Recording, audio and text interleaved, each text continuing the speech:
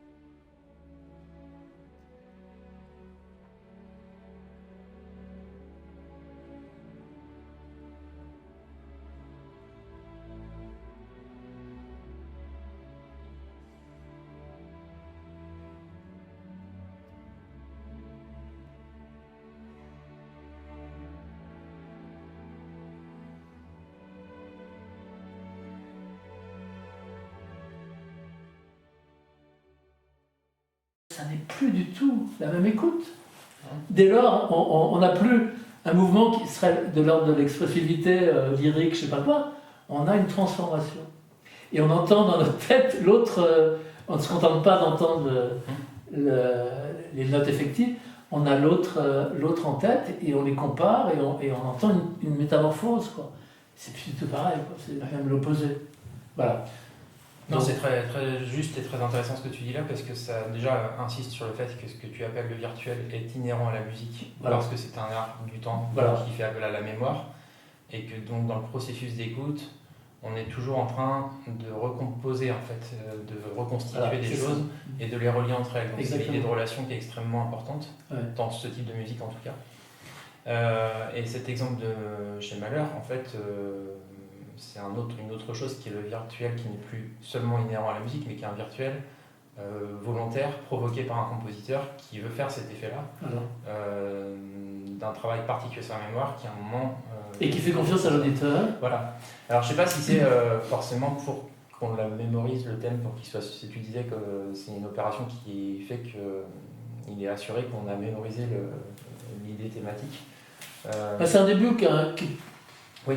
D'ailleurs, toi, ça t'a pris plusieurs écoutes avant de réaliser ça. En fait, c'est pas forcément quelque chose qui va être immédiat dans la découverte d'une symphonie, par exemple. Non, mais parce que c'est 1h30 après, quoi. Voilà. Donc, faut vraiment... ça me fait penser à d'autres choses.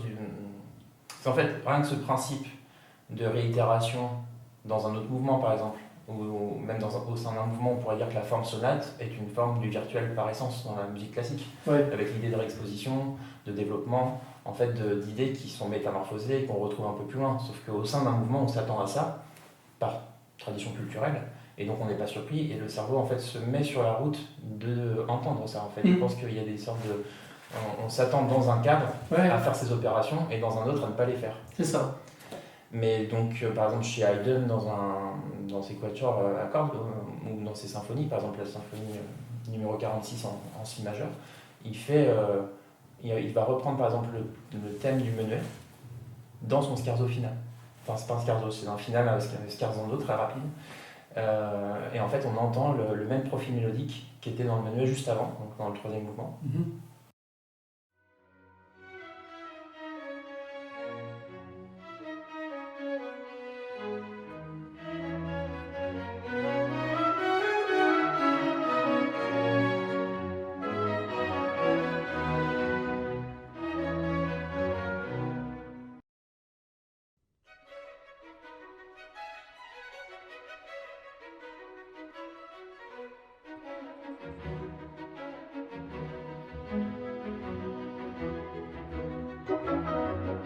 passage du menuet qui est repris est en fait un rétrograde du thème qui était dans le menu au début. Donc en fait, il y a plein d'opérations qui amènent à ça. C'est-à-dire qu'il est d'abord exposé d'une certaine manière, ensuite il y a un travail formel sur le rétrograde de la mélodie. Et puis ensuite, on change le mouvement, il recite un peu différemment, mais la même trajectoire. Et ça, c'est en plus, donc c'est avant Malheur, c'est quand même assez prodigieux de faire ça à ce moment-là, c'est-à-dire de jouer en fait avec la question formelle à ce point-là. Oui. La question que je me pose quand je suis face à ce genre de... Il joue beaucoup, il fait parfois des fausses réexpositions. Il n'arrête pas justement, il sait que comment dirais-je, la forme sonate est intégrée, et puis du coup il joue avec, et c'est assez formidable. Mais même si elle est intégrée, je me demande, avec le fait que les concerts étaient quand même des moments assez rares, ou en tout cas qu'on ne rejouait pas les musiques, et en fait c'est pour ça aussi que les musiques contenaient des parties qui étaient répétées, en fait on peut expliquer les questions formelles, binaire à reprise, etc., ou la forme sonate par le simple fait que c'était la seule fois où on allait écouter cette musique, et on voulait profiter, etc. Même à Esterhazy, on rejoue pas, je sais pas. Si, on rejouait, mais... il est tombé sur un... Est-ce que ce genre d'opérations de la part d'Haydn sont pas déjà du pur jeu compositionnel et une façon d'écrire aussi, une méthode en fait de composition, plutôt que de faire le pari que tout le monde que l'auditeur va saisir ce qui se passe en fait Je pense que c'est les deux à la fois. C'est-à-dire qu'il joue sur l'avenir, et puis... c'est vrai qu'à l'époque, on jouait surtout la musique contemporaine. Mais les compositeurs regardaient quand même des partitions anciennes. Et donc, il peut se dire qu'on va peut-être jouer sa musique plus tard. Oui, sûrement, il le sait. Il le sait. Par contre, l'enregistrement n'existe pas, et ça, c'est quelque chose qui a beaucoup changé. Bien sûr. Le rapport à la musique. Et donc, en fait, de savoir qu'on peut réécouter de la musique, et quand le compositeur sait que sa musique peut être enregistrée et réécoutée plutôt que redonnée en concert, ça change aussi un peu le rapport à la forme et au virtuel, je pense. Oui. Et puis il y a le fait qu'il y a des choses il peut penser qu'on va les comprendre tout de suite, et puis d'autres où ça va prendre plus de temps. Et puis moi j'ai mis des années à comprendre certaines choses en peinture, et puis même en musique. Parfois ça se suit, et puis j'avais jamais entendu, par exemple, on parlait l'autre fois de la grande fugue de Beethoven. Alors, le BACH au début est explosé, il est redonné dans différents registres, donc on garde les intervalles, mais pas les notes qui sont censées représenter BACH. Et puis tout d'un coup, il démarre la fugue, et c'est avec des notes répétées, en fait. Et du coup, j'avais pas repéré que c'était BACH qui démarrait la fugue. Donc pourtant, tu vois, il a tout fait pour que tu l'entendes.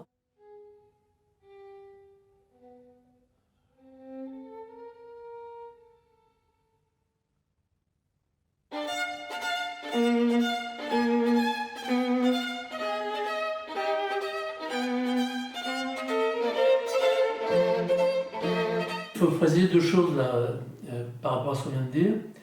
Ne pas confondre le virtuel et certaines opérations qui sont de l'ordre de ce que j'appelle le paraperceptuel, mais je vais développer très vite et donner des exemples. Et puis, donc, par exemple, je prends souvent cet exemple qui est un peu spécial, mais enfin qui fait comprendre des choses. Dans la Quintina sarde, l'harmonie est établie pour que... Il n'y a que 4 chanteurs, et donc l'harmonie a été établie à l'oreille. Ils n'ont pas analysé les spectres, etc. Ça, c'est très intéressant de le savoir, parce que là aussi, on croit qu'il faudrait connaître les outils, la génétique, etc., pour être, tu vois, pour bien écouter. Pas du tout. Eux, ils ont fait ça à l'oreille, et puis ils ont trouvé que... je ne sais pas comment ils en parlent, mais en fait, certains partiels des voix, en se regroupant, vont fabriquer une 5e voix. Et vraiment, on a vraiment l'impression d'une autre voix. C'est assez fou.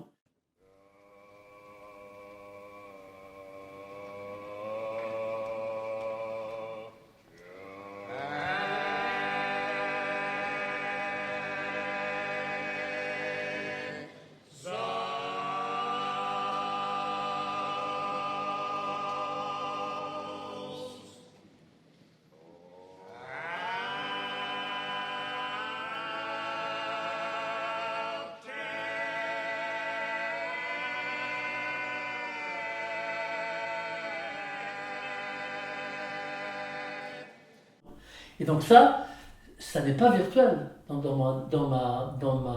c'est ça qu'il faut bien distinguer. Par contre, c'est ce que j'appelle le paraperceptuel, c'est-à-dire c'est l'écoute qui fabrique cette voix. Elle n'existe pas. Je veux dire, pour qu'elle existe, il faudrait une vraie personne. Il n'y a pas une source réelle qui la produit. Donc c'est l'auditeur qui réunit des partiels d'objets différents qui va créer cette voix. Donc c'est ce que j'appelle le paraperceptuel. Le virtuel, c'est vraiment ce qu'on imagine, c'est pas ce qu'on entend. Dans la quintina, on l'entend. Donc ce qui est virtuel, c'est pas le son. Le son, encore une fois, j'ai réservé le terme perception à ce qui est réellement appartient vraiment à des causes physiques réelles. Donc là, je parle de paraperception parce que c'est dans ce cas-là l'auditeur qui crée ses rencontres de partiels. Donc ça, je vais distinguer ça et alors ça paraît un truc bizarre la quintina, mais en fait c'est ce qui se passe aussi dans certaines musiques spectrales. C'est en ce sens-là que ça peut nous concerner aujourd'hui. On parle toujours de partiels, mais en fait, il y a un objet sonore qui fusionne, qui ne correspond pas à ce qu'on voit devant nous. Tu vois ? Ou même Vortex Laborum. Il y a 6 instruments, complètement classiques quand même. C'est quand même, je veux dire, on entend des sons. Je veux dire, on se dit, mais comment il fait avec 6 instruments ? Ça me fait penser à une autre virtualité, c'est la chorégraphie de Anne-Theresa de Kersmaker dans Rosas. Ouais. Où avec Ictus, ils ont fait une interprétation de Vortex Temporum. Oui, j'ai vu, oui. Oui, que tu connais bien aussi. Où là, il y a un virtuel de mise en scène. C'est-à-dire qu'on a une chorégraphie sans musique au début, et ensuite la musique sans chorégraphie. Mais toute la première partie jusqu'à la cadence de piano, le solo de piano, elles sont jouées séparément. Ah oui, en fait, la danse toute seule, la musique toute seule. seule. C'est prodigieux parce qu'en fait, on recompose ce qu'on vient de voir avec ce qu'on est en train de voir pour les associer. C'est ça. Et en fait, c'est une opération du spectateur qui travaille, qui est actif. C'est ça. Pour comprendre qu'en fait, ce qui était très étrange de voir une chorégraphie sans musique pendant 10 minutes au début, on se demande s'il n'y a pas un problème, et puis et en fait, la clé arrive juste après. Et ça, c'est une opération virtuelle. Alors, tu me fais penser à certains spectacles de Bob Wilson, où il y avait une séquence avec des gestes, enfin, comme vous connaissez ces gestes un peu très formalistes, et en fait, avec un texte et une action particulière, mais des gestes évidemment qui sont toujours un peu bizarres chez Bob Wilson, c'est pas réaliste. Et en fait, dans plusieurs spectacles, je me suis aperçu, peut-être que j'étais le seul à le voir, mais bon, qu'une séquence plus tardive, en fait, il avait inversé la mise en scène par rapport au texte et à l'action. Il avait complètement inversé. C'est-à-dire qu'il faut mémoriser, c'est comme ce que tu dis, sauf que c'est pas en continuité. Et c'est par rapport à une action où tu peux te dire, bon, pour ça, les gestes, ils sont valables par rapport à cette scène. Puis après, tu t'aperçois que non, pas du tout. Et tu vois, c'est-à-dire qu'il faut mémoriser tout le truc et se dire, tiens, mais il a tout changé. Là. Ça, c'est génial. Et donc, ça tombe dans cette nouvelle catégorie que tu appelais le virtuel. Voilà, c'est ça. Comparatif, non, Oui, c'est ça, exactement. Tu parlais de la forme sonate. Il y a, dans la 40e de Mozart, à mon avis, enfin, c'est l'exemple que je prenais toujours, mais il invente le fondu enchaîné. Oui. Parce qu'à la fin de l'exposition, il n'attend pas qu'il y ait une descente de tout l'orchestre chromatique, là, et il n'attend pas que ça soit fini pour démarrer le développement. Et du coup, on comprend pourquoi ça commence comme ça. Tabada, tabada, tabada. En fait, c'est un crescendo. Donc, c'est-à-dire qu'il a pensé le fondu enchaîné d'abord.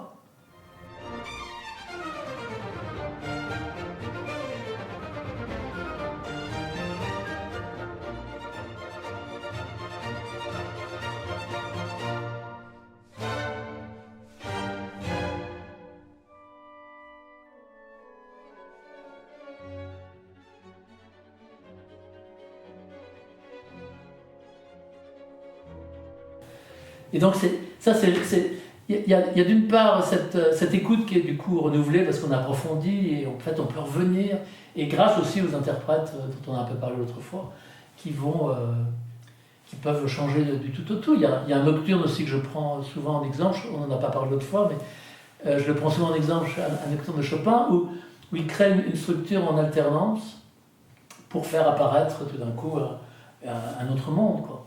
Et c'est des accords plaqués, mais qui résonnent, on fait des très bonnes notes, qui installent comme ça. Et puis tout d'un coup, il y a des notes qui apparaissent, un peu comme des ornements qui s'ajoutent dans les temps de vide, j'ai envie de dire. Et puis ces notes prennent de plus d'importance et elles alternent avec ces accords qui continuent comme s'il ne se passait rien. Et puis tout d'un coup, ces notes envahissent.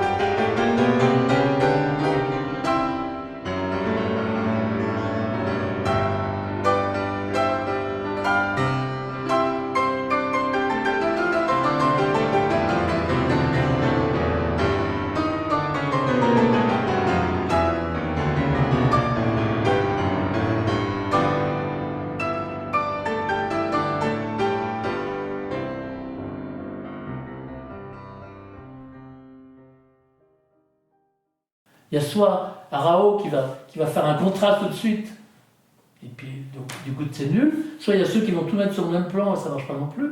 Donc il faut quelqu'un comme Idil Biret par exemple qui comprend que ça doit alterner et prendre la place petit à petit. J'avais des exemples aussi d'un autre type de virtuel qui est comparatif. Je ne sais pas si tu as creusé un peu ça, c'est la question de la présence et de l'absence. Par exemple, d'avoir des sons qu'on attend à un certain endroit mais qui n'y sont plus. Et qu'est-ce qui se passe à ce moment-là dans la tête d'un auditeur? C'est une opération qui fait à la fois un effet de surprise et qui en fait quasiment entendre le son parce qu'on l'aurait voulu et on l'entend quasiment. Je prends un exemple dans une pièce que j'ai faite qui s'appelle Territoire Alpha, c'est une pièce pédagogique à partir d'une pièce qui s'appelle Territoire.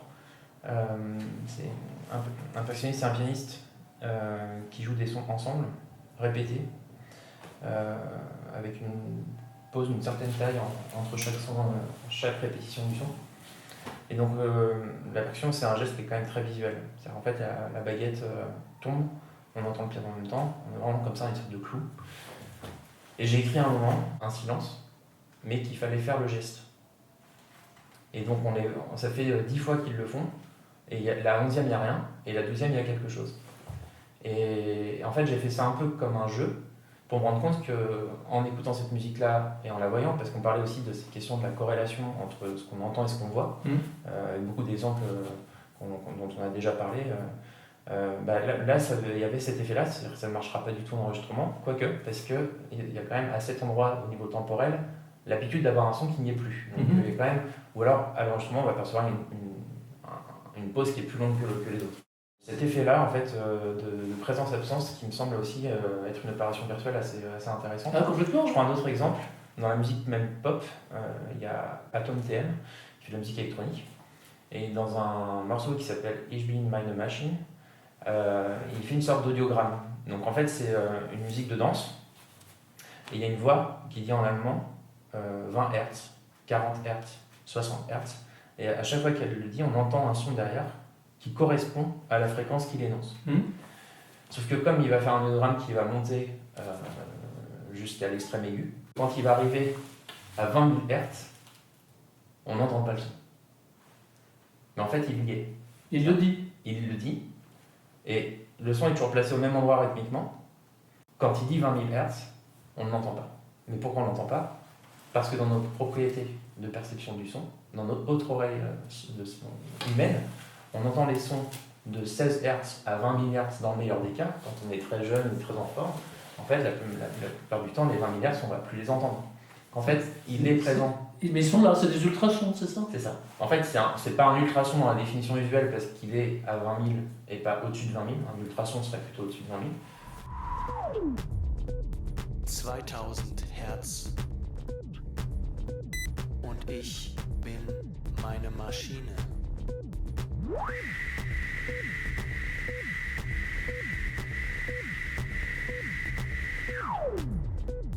4000 Hertz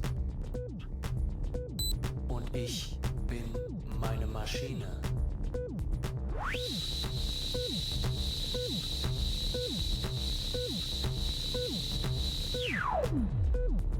8000 Hertz und ich bin meine Maschine.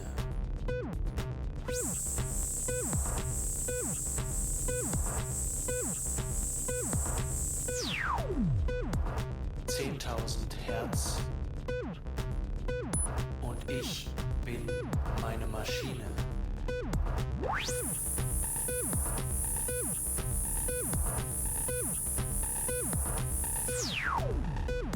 20.000 Hertz und ich bin meine Maschine. Ich bin meine Maschine. Il produit du virtuel par une absence perceptive de quelque chose qui est quand même là et qu'on est incapable de percevoir. Et il faut le mettre, le morceau, dans un spectrogramme. Et on l'imagine dans ce cas-là? Ah ouais, en fait, on sent que du coup, il y a un son absent. Mais est-ce qu'on imagine quelque chose? Non?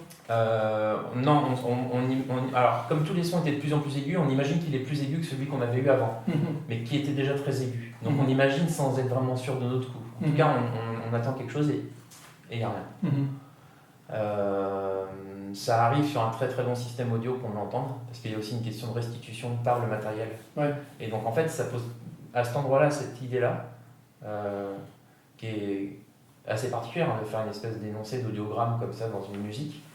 À ce moment-là, elle pose beaucoup de questions. C'est la question de la perception de l'œuvre, du morceau et d'une intention à partir d'un matériel qui va, par ses lacunes, créer l'effet qu'il recherche. C'est ça. Voilà, donc ça c'est deux exemples de présence-absence qui, moi, me semblent des choses assez intéressantes à creuser par les arts du temps comme la musique, bien sûr. Ah oui. Je sais pas si tu as des exemples de ce genre-là qui te viennent en tête. Bah, j'en ai un chez Carl Philipp Emanuel Bach, mais concerto de violoncelle, où le dernier mouvement, l'orchestre introduit un certain nombre de motifs, et quand le violoncelliste joue, l'orchestre par moment fait des bribes des thèmes du début, des bribes quoi, qui s'arrêtent, et c'est assez... On imagine continuer et qui ne continue pas. Voilà. Ça, je pense que c'est le premier qui faisait ça, mais c'est assez impressionnant.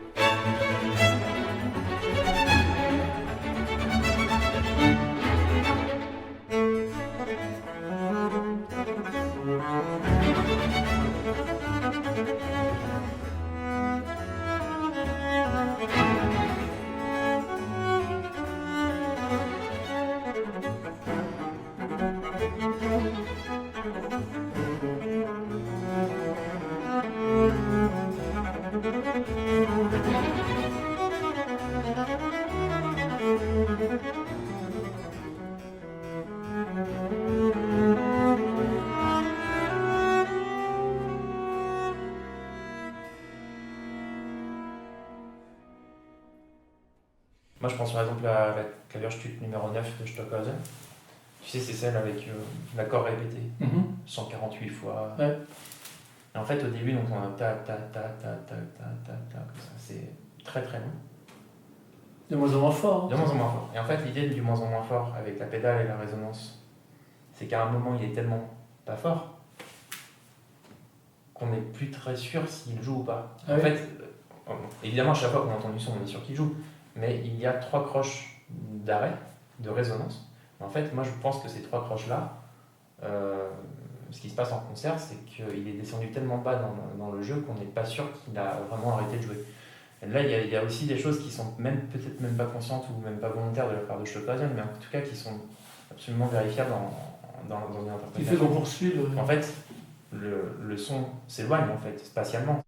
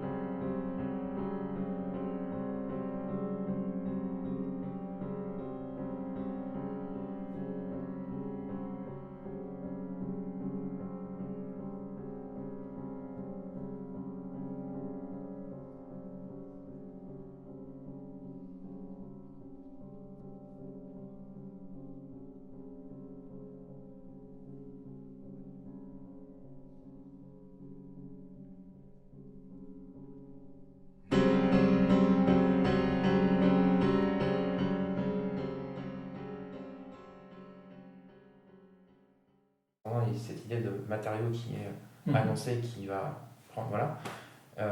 On peut imaginer qu'en fait, il existe toujours quelque part, au-delà de ce qu'on est capable d'entendre, ou alors même que ça nous fait douter juste sur le fait qu'on est peut-être situé trop loin dans la salle de concert pour entendre ce qu'il a vraiment fait. En fait. Là, c'est les exemples que tu donnes, c'est ce que j'appelle le virtuel complétif. Oui. Donc, qui fait que l'auditeur complète dans sa tête des informations manquantes. C'est ça, hein, C'est ça. à différents titres. Ouais. Et donc, qui se distingue du virtuel comparatif dont je parlais tout à l'heure. Et alors, dans la pièce transfert que j'ai fait cette année, il y a beaucoup de virtuel qui est en œuvre. Alors, moi, en plus, le mot virtuel, je l'utilise que depuis que je le connais. Pour moi, c'est juste de la composition de faire ça. C'est-à-dire, je ne me dis pas, quand je compose, là, je vais faire une opération qui va porter ce mot de virtuel. Oui, c'est pour ça que tout à l'heure, je distinguais des choses effectives, mais qui ne sont pas physiques. Voilà. Exactement. Enfin, qui ne sont pas liées à un objet physique Ouais. concret. Pour bien distinguer, parce qu'on a tendance à penser que la quintina, c'est virtuel. Pas du tout. Ouais. Enfin, sauf la personne physique elle-même, mais pas le son. Mhm. Donc le virtuel, pour moi, c'est ce qu'on... Ouais, je vois bien. Ce qui est fait mentalement. Ouais. Ça, pour moi, c'est très important là, de faire la distinction. Et du coup, il y a aussi mentalement le fait de voir des choses parfois qui sont pas devant nous, même Voilà. si on écoute Voilà. en concert ou non. Voilà. Dans transfert, une opération simple, c'est qu'à un moment, il y a un son d'oiseau. Et cet oiseau, on le reconnaît comme étant un oiseau, et donc forcément, on a une image d'un coup qui arrive, alors qu'on est dans un contexte de musique assez abstraite, très plastique, très instrumentale. Ça, c'est une première opération de virtualité par le visuel. La méthode de composition partait de ce chant d'oiseau et de sa spatialité et de sa temporalité pour composer toute la synthèse sonore qui est complètement moulée en fait sur les paysages, en tout cas les sons que j'ai enregistrés avec un microphone 3D. Et donc en fait toute la musique qu'on entend depuis le début est liée à ces oiseaux-là. Avant qu'on entende ce chant d'oiseau, on ne comprend pas en fait qu'il y a un rapport entre cette synthèse et un matériau ou une sorte d'objet capté de matière première qui viendrait d'une forêt en fait. C'est une manière aussi pour moi de donner une sorte d'indice sur la méthode. C'est un peu comme si je faisais la technique apparente et que je montrais les coulisses. Mais en fait en faisant ça je me suis rendu compte que c'est une opération assez forte aussi au niveau formel. Il se produit quelque chose dans l'oreille à ce moment-là qui n'est pas anodin parce que ça va conditionner complètement la suite de l'écoute. Et cet oiseau revient 2 ou 3 fois. Ce qui fait qu'à chaque fois, ça rappelle ce qu'on est en train d'entendre, ça vient de ça. C'est un chant complètement transformé. C'est déjà long, quoi. Ouais, mais c'est ça. Mais du coup, quand l'oiseau n'est plus là, parce qu'il apparaît pour 10 secondes à chaque fois, c'est très anecdotique. Le fait qu'il disparaisse fait qu'on continue peut-être, je ne sais pas, hein, moi je suis trop dedans pour savoir, de l'entendre quand il n'est plus là. C'est-à-dire qu'en fait, on continue de comprendre que le synthétiseur qu'on entend, qui joue un seul accord répété, qui a une évolution timbrique, mais surtout qui en fait a un comportement spatio-temporel, c'est ça qui est intéressant. En plus, qui est très vivant dans l'espace, lié en fait à ce modèle sonore.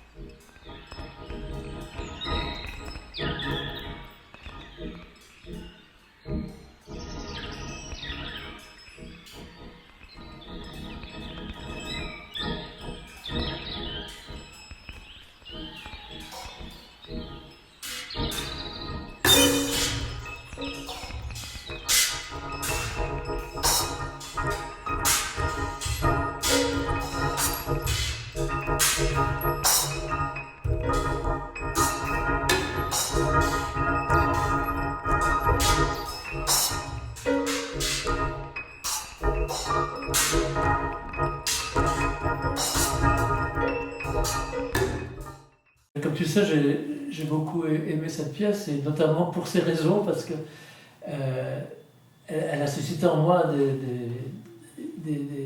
dans ma tête, des liens virtuels assez étranges, dont je ne suis pas capable encore de parler, mais bon, on y reviendra.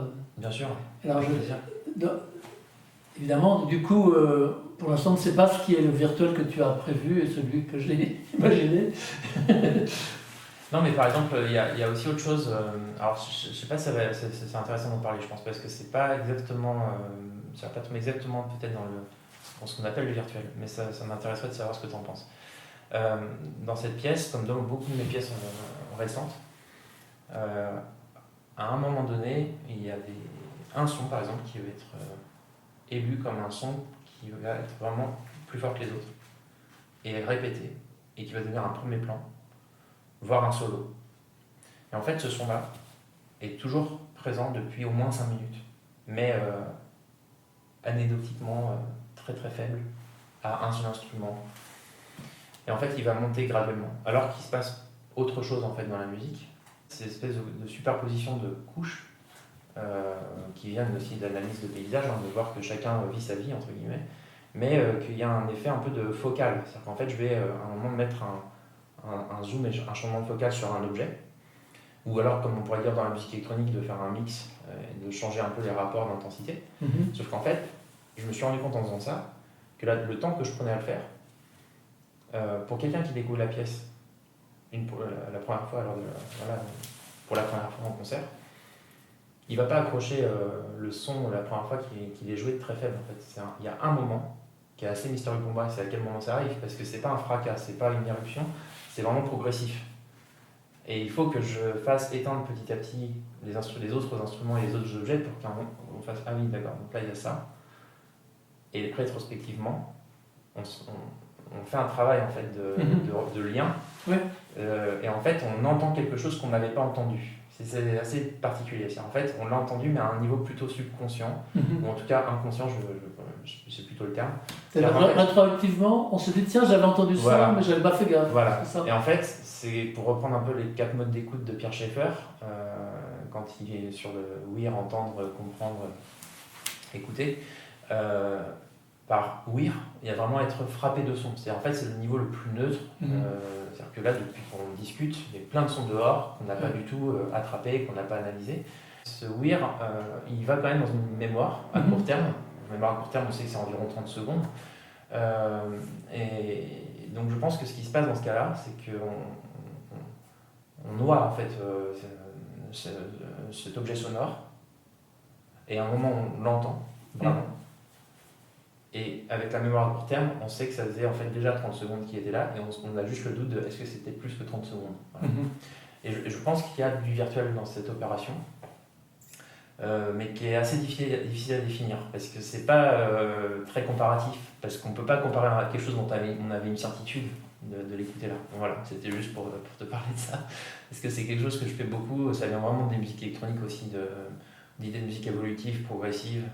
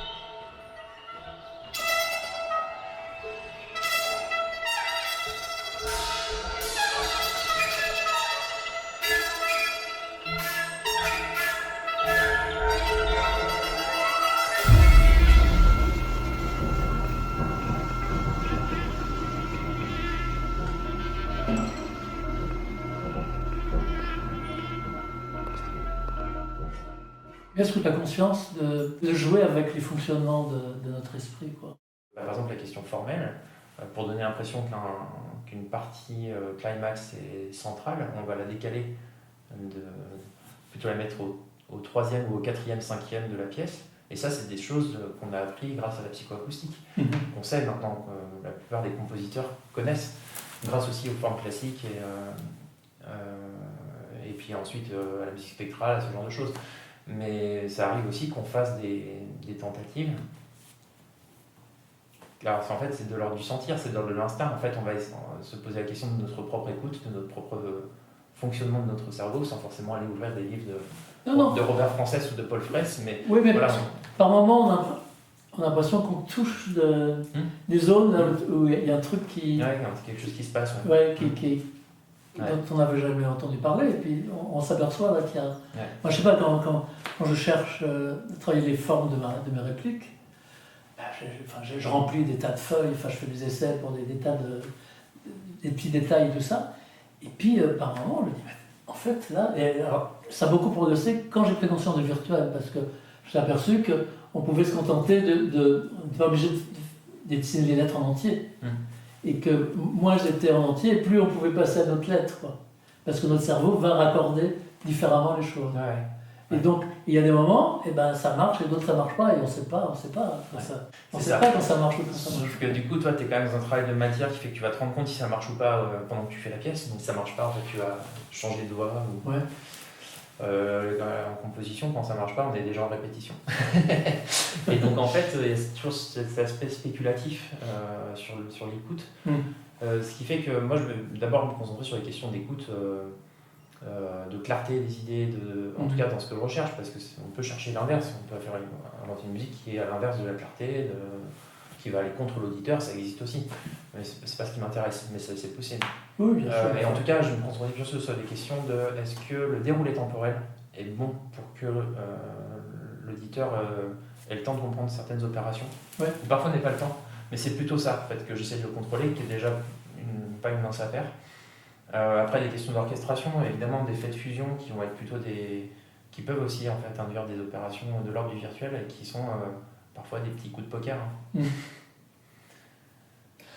C'est ce qui, chez Gérard, qui a travaillé sur les spectres, son orchestration est assez incroyable parce que en fait, il y avait plein de possibilités. Bah oui, bien sûr. Et ça ouvre toute une porte en orchestration. Ça change tout. Et parce que chaque instrument a ses propres partiels, par exemple, ses propres teintes. Donc c'est pas que des partiels qui se mêlent, quoi. C'est une complexité assez incroyable. Et notamment par je dirais, du fait de l'imprécision des notes. Pour les micros internes. Exactement. Parce que Boulez n'a pas compris ça. Il disait on ne reproduit pas les vrais micro-intervalles du spectre, mais ça n'aurait aucun intérêt.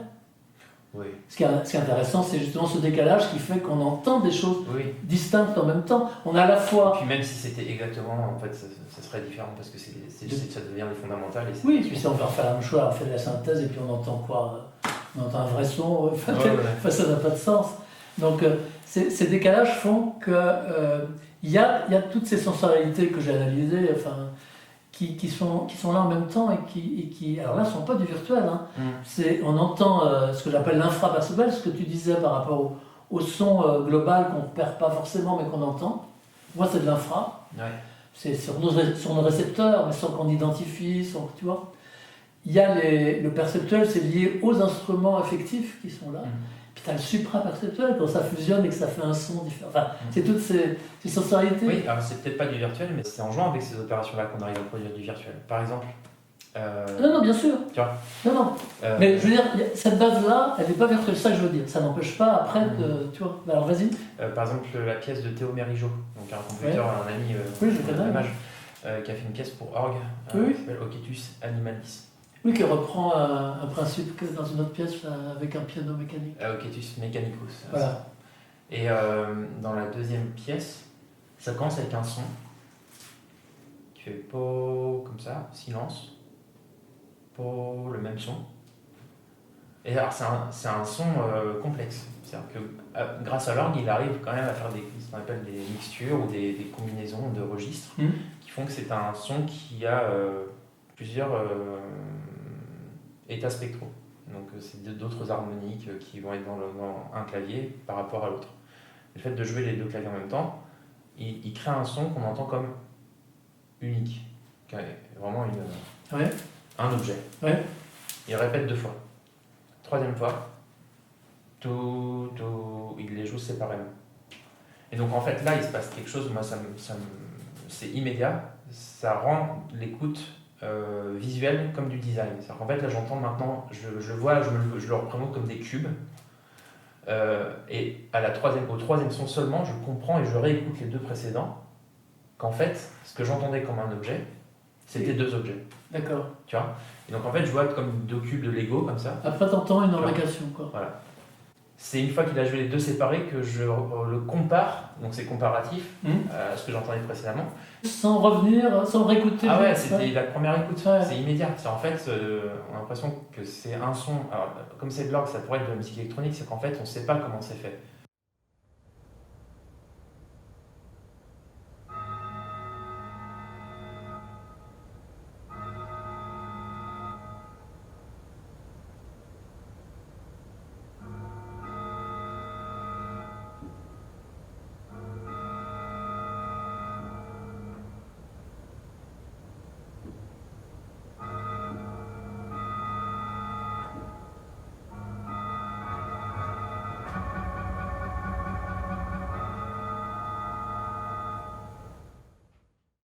Donc le simple fait d'entendre juste un son avec la même attaque et la même durée, même s'il est composé, on va dire, de 3 claviers ou de 5 doigts ou de 10 doigts, en fait c'est un objet.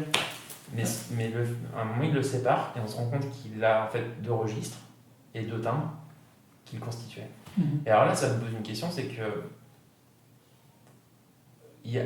ça pose la question de où est l'objet si on a un seul. Si on a un seul, est-ce qu'ils sont 2 ou est-ce qu'ils sont 3 tu vois. Et alors là tu touches quelque chose de très important et là alors c'est vraiment une piste que j'aimerais creuser, mais alors j'aurais besoin de vous parce que tout ça j'y arriverai pas. Il faut vraiment des gens compositeurs. J'ai développé le virtuel par rapport à des choses qui maintenant sont claires pour moi au niveau visuel, etc. Et puis je commence à réfléchir sur le virtuel en musique. Et en fait, je me dis, mais en fait, le plus difficile, c'est pas le virtuel. Parce qu'il n'y a que ça en musique de toute façon. Et c'est qu'est-ce que c'est qu'un objet perceptuel, quoi, en fait. Tu vois. Ou alors un objet, on en avait parlé l'autre fois, mais on fait un peu. Est-ce qu'on est dans comme Turel, tu vois Mais en fait, alors je ne vais pas te répondre, hein. Je pense que c'est une question qui est vertigineuse. Ben oui. Je ne sais même pas si on peut arriver à y répondre et à en donner une définition. Mais ce que je peux dire, c'est que là, on vient d'arriver à cette question par l'exemple de Théo. Et donc l'idée de la multiplicité. En fait, qu'un objet est multiple, dans la musique en tout cas, et qu'il est à la fois lui et un autre, ou une multiplicité. Voilà. Et est-ce qu'un objet concret musical existe je pense qu'il existe. Ou est-ce que c'est nous qui non multiple, si c'est de la musique électronique, et que dans cette musique, il n'est pas réitéré. Ou alors qu'il est réitéré à l'identique. À partir du moment où on a l'idée de répétition, variation, de développement, en fait, l'objet dévoile qu'il est une multitude d'autres choses et d'autres états. Et là, ça pose cette question-là qui est très complexe. Voilà. Mais donc, il existe dans certaines musiques des objets qui sont Mais- univoques, hein, évidemment. Oui, mais même quand il revient en musique électronique identique, est-ce que c'est le même qui revient ou est-ce que c'est une occurrence d'un autre objet qui lui ressemble? Ah, puis en plus, là, il y a la question rythmique qui va intervenir. Prenons l'exemple de la techno. Le son de kick, de grave qui est connu dans la techno, fait boum boum comme ça tous les 4 temps. Ouais. C'est proprement un objet qui est répété et c'est toujours le même. À moins d'un certain filtrage à un moment, mais la règle c'est que c'est toujours le même. Est-ce que du coup c'est pas la totalité du morceau et donc le fait qu'il soit là tout le temps qui constitue un seul objet, Ouais. tu vois, qui serait la somme des 150 sons. Ouais. Mais là on en revient encore à la question de la perception et de la cognition avec la théorie du groupement. C'est en fait à partir de quelle marge de temps le cerveau humain va considérer les éléments comme étant ensemble ou séparés. Là, la pièce que je suis en train de faire, qui est un trio pour United Instruments of Lucille au Luxembourg, qui va être joué en février 24, j'ai un objet musical que je répète justement, mais c'est instrumental.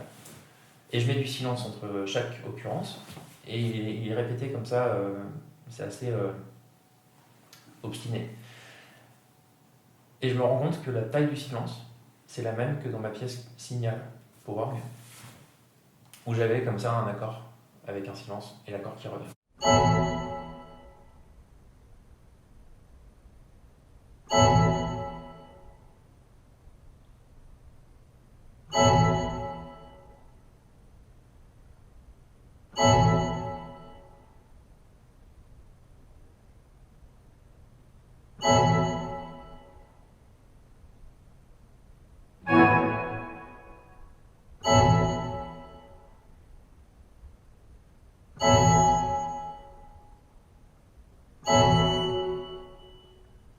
Je me rends compte que dans d'autres pièces, j'ai fait ça. C'est-à-dire l'idée d'un en fait, un objet réitéré avec du silence entre les deux. Et je retombe toujours sur la même durée moyenne de silence. Parce que si c'est plus court, c'est trop court. Si c'est plus long, c'est trop long. Mais pourquoi? Pour quel effet? C'est-à-dire qu'en fait, si c'est Tu l'as refait sans? Tu l'as pas fait exprès, c'est ça que tu veux dire? Non. Et même là, en me rendant compte de ça, j'essayais de trouver d'autres solutions pour éviter de retomber Tu sur... t'aperçois que ça ne marche pas. Bah, en fait, ça fait autre chose. C'est-à-dire qu'en fait, si je les rapproche, ils vont être perçus comme un motif. C'est plus un seul objet, mais c'est en fait les deux qui vont former un objet. Voilà. Et s'ils sont trop éloignés, là j'ai un problème plutôt de l'ordre de l'ennui ou de l'attente qui n'est pas du tout l'effet que je voulais créer. Ouais. Voilà, on s'éloigne un petit peu du sujet, mais c'est quand même Non. très très lié à la perception. Je veux dire, c'est pas forcément la question du virtuel, mais c'est la question du travail du compositeur sur la juste place des choses. En fait, par exemple, pour parler de la question de l'harmonie, on définit l'harmonie en musique par la question des hauteurs et de la verticalité.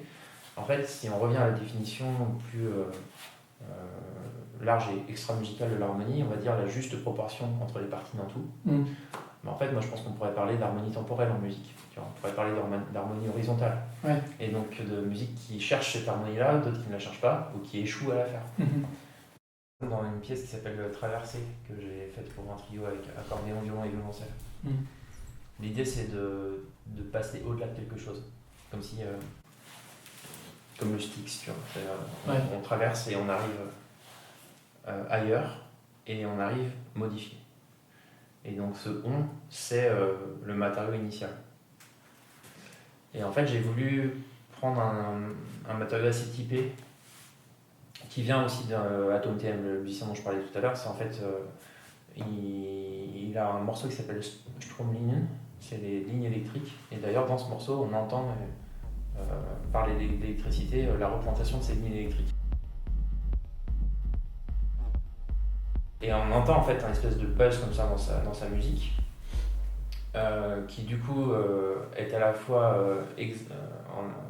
en train d'exemplifier la musique électronique parce que c'est de la synthèse et d'exemplifier le titre parce que c'est de l'électricité.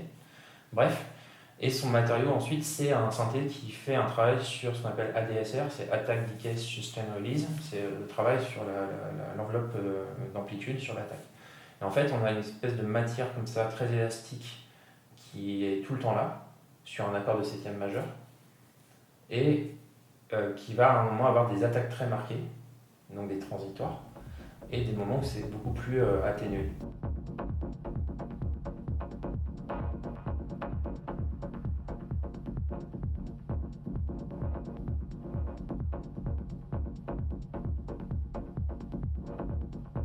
Et moi je me suis dit sur l'accordéon je peux arriver à ce genre d'effet avec le souffle.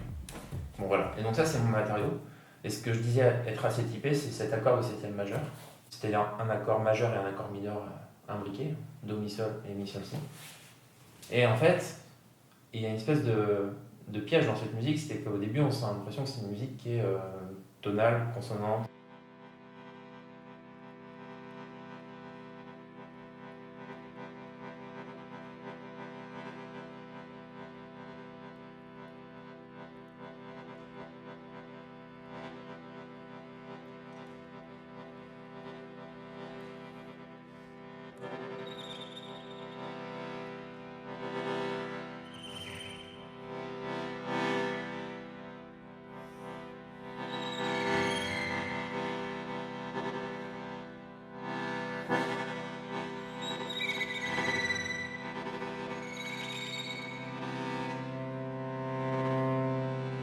C'est une trame qui est tout le temps là. Ça va passer dans l'aigu par un espèce de mouvement lyrique et ça se retrouve dans des pids et c'est en fait fragmenté comme ça en points. Ouais. Et là on arrive dans un tout autre monde où il y a du silence et c'est plus un son continu avec un travail ADSR, mais c'est une espèce de figure, des gestes comme ça qui durent 1, 2 secondes, 3 maximum, qui sont donc parcellaires comme ça. Et donc tu as créé une transformation progressive pour aller d'un état à un autre. Ouais, mais en fait, c'est pas je vais rajouter de plus en plus de silence, etc. C'est juste un moment, on passe par une espèce de pont, en fait, d'endroit de seuil. Voilà, c'est ça exactement, de seuil. Et derrière, et donc là, la question de l'objet, c'est qu'en fait, on a encore cette harmonie, mais elle est maintenant dissonante, diffractée. Mais encore, on a des noyaux quand même encore de ce Do, Mi, Sol, Si. On reconnaît que c'est ça.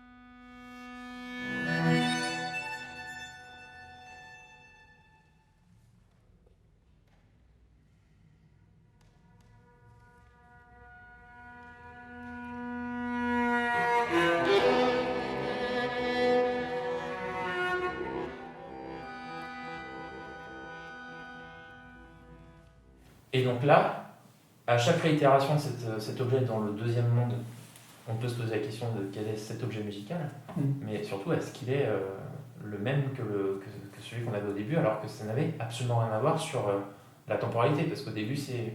Il reste quand même des éléments... Ah ouais. C'est juste que c'est comme s'il il s'était retrouvé raccourci, et qui se regardait dans un miroir déformant, puis un autre avec une autre... tu vois. Oui, ça... C'est les métamorphoses voilà. que j'adore parce qu'il y a à la fois du semblable et du différent, quoi, tout le temps. Exactement. Et c'est ces deux notions qui sont... là, on n'aura pas le temps de développer ça, mais si tu veux, pour moi c'est des notions tellement importantes par rapport à d'autres domaines qui nous font chier aujourd'hui en politique ou tout ça. Je veux dire, on n'est pas capable de montrer... Tu vois, dans le détail et dans la complexité qu'il y a toujours du différent et du semblable. Bien sûr. Voilà. Et on voit que le semblable ou que le différent. Et c'est pas comme ça que ça marche. En fait, ça me fait penser, parce que tu parlais tout à l'heure au tout début de la question de la compréhension. Et j'ai pas parlé de paramétrisation, parce que oui, mais ça en fait partie aussi. On en parle là, en fait. Dans tous les exemples qu'on a donnés, on peut parler des paramètres, mais... Le fait qu'on puisse repérer des choses différentes qui s'assemblent et pas un truc global tout le temps. Oui, aussi, voilà. Ça, c'est ça la paramétrisation, qu'on puisse, dans la musique classique, qui est un peu complexe, les hauteurs sont pas... Je veux dire, ça commence avec la taléa et la colore, ils sont pas... c'est pour ça qu'on doit écrire, parce que s'ils sont décalés, ils ne forment pas tout, tu vois. Enfin, je veux dire, ils ont chacun leur autonomie et leur articulation. Ah, bien sûr. Et, ouais, et donc, tout ça pour dire, la musique est pour moi un entraînement aussi ah, bien sûr. pour aborder d'autres choses différemment, quoi. Ah, mais clairement. Ça on ne le montre pas, ça, assez, quoi. Ah non, mais c'est pour ça. Un entraînement du cerveau, tu vois. Ah non, mais c'est prodigieux, quelqu'un qui fait de la musique tôt, qu'on apprenne ça à l'école, mais sérieusement, et que ce soit pas juste. Et puis jouer à plusieurs ensemble, tenir compte de l'autre et tout ça, c'est quand même autre chose que. Dans le développement des sens, ça mais aussi dans le vivre ensemble. Exactement. Exactement, il y a des rapports tout de suite qui s'établissent. Et puis, comme tu disais, la question de l'approche du semblable et du différent, voilà. Mais en fait, qui derrière est la question aussi de la complexité et de la simplicité. Mais il y a de ça tout le temps en musique. Ouais. Mais, ce qui n'est pas le cas forcément tu vois, d'emblée des autres domaines. Là, c'est là d'emblée, quoi. Peut-être qu'à un certain point, il y a eu un problème qui s'est posé avec la complexité. C'est en fait, le reproche qui a été fait à certaines musiques, c'était d'être surdéterministe, qui n'étaient pas ancrés sur des modes de perception visuelle liés à l'acoustique, aux lois de l'harmonie, voilà. Mais il y a cette question aussi du discours où on a du mal à comprendre le sens en fait des opérations, leurs liens, etc. Oui, mais c'est pas la complexité, c'est la complication souvent. Voilà. C'est pas pareil. Non. Et puis c'est aussi le fait de ne pas tenir compte à un moment donné de la perception. Donc dans ce cas-là, c'est peut-être complexe sur le papier, mais si on entend, finalement, dans certaines pièces de Boulal, j'entends des trucs très simples en fait, finalement. Parce que c'est tout ce que je suis capable de percevoir par rapport à ça. J'entends pas cette prétendue complexité. Ouais. Donc c'est pas la complexité en elle-même qui pose problème, c'est le fait qu'on la pense en dehors de ce qu'on perçoit et de ce que c'est pas pareil. C'est ça. Ça n'a rien à voir. Il y a Alain Berthoz qui a écrit un livre qui s'appelle La Simplexité, et c'est un terme qui m'a beaucoup intéressé parce que justement il relie en fait le simple et le complexe en montrant par une pensée post-darwiniste en fait, donc par la biologie, que les organismes vivants sont simplexes, c'est-à-dire qu'en fait c'est des organismes complexes mais qui n'ont pas le choix que de vivre dans la simplicité des modes de perception. En fait, le cerveau, c'est un organe qui gère énormément d'informations, mais pour au final faire des choses simples comme marcher, manger, etc. Donc en fait, cette notion de simplicité, je trouve qu'elle est assez intéressante à appliquer dans des termes musicaux. C'est-à-dire de chercher en fait des objets complexes, mais qui ne sont pas dans la complication. Tu vois. Là, chez Fernando, souvent c'est compliqué à jouer et on confond un peu la difficulté tu vois, oui, mais à écouter aussi, de l'interprète à l'audition. Oui, mais il y a aussi une complexité structurelle chez Fernando. En fait, il y a aussi beaucoup d'informations, beaucoup de notes. Il n'y a pas souvent l'idée de partie, de réitération, tu vois. Donc en fait, on est dans Philippe Albera qui fait un livre sur Fernando, il commence son livre en disant c'est un flux impétueux. Et c'est ça, tu vois. Donc en fait, c'est une complexité à plein d'étages, tu vois. Mais pour moi, la complexité, justement, elle vient du fait qu'on peut se repérer et créer des liens. Tu vois ce que je veux dire? Oui, mais ça, on pourrait dire que... Sinon, je vois pas... Enfin, pour moi, hein. Non, on pourrait dire que la musique la plus déterminée arrive au même résultat que la musique la moins déterminée, et que du coup, c'est pas complexe, mais c'est... Voilà. Mais c'est pas simple non plus. Non, mais c'est pas... Oui, mais on n'est pas dans ces registres-là, si tu veux, pour moi. Pour la complexité, on doit avoir des repères, et puis arriver à entrer dedans et à créer des liens qui vont être complexes. Mais si on n'a pas de repères, je vois pas où est la complexité. Ouais, c'est ça. On a juste... En fait, je dis ça parce que la complexité, c'est quasiment devenu un mot tabou, en fait. Tu vois. Ah oui? Et c'est effrayant. Moi, c'est vraiment à ça que je pense. Mais je parle pas que en musique, je veux dire, ah oui, tu veux dire que c'est réservé à une élite? Ouais, c'est ça, c'est devenu synonyme d'élitiste. Qu'en fait, il faut se laisser aller, il ne faut pas faire d'efforts et se prendre la tête. C'est ça. Ou alors que c'est de demander qu'un contact avec une œuvre nécessite d'être répété, que ce soit un travail entretenu, ou qu'en tout cas on revienne à une musique pour la comprendre. Ouais. Cette complexité est devenue quasiment synonyme d'obscurantisme ou de plaisir de brouiller les pistes et de voilà. C'est comme la théorie qui n'est pas tellement admise et qu'on croit que c'est synonyme de dogme, alors que pour moi c'est tout le contraire. Enfin, je reviens tout le temps là-dessus, À partir du moment où elle est réfutable, on terminait notre vidéo la dernière fois là-dessus, à partir du moment où c'est réfutable, ça concerne tout le monde. Le réfutable, ça veut dire quoi? Ça veut dire qu'on va faire entendre, est-ce que tu entends aussi? Donc c'est que ça marche, tu vois. Alors que si tu n'entends pas, eh ben, je suis désolé. Et voilà. Donc la théorie me paraît de plus en plus délaissée. Alors, non seulement parce que du coup, on n'a plus accès à des choses, on croit qu'on va se faire chier, mais non, c'est pour jouir encore davantage.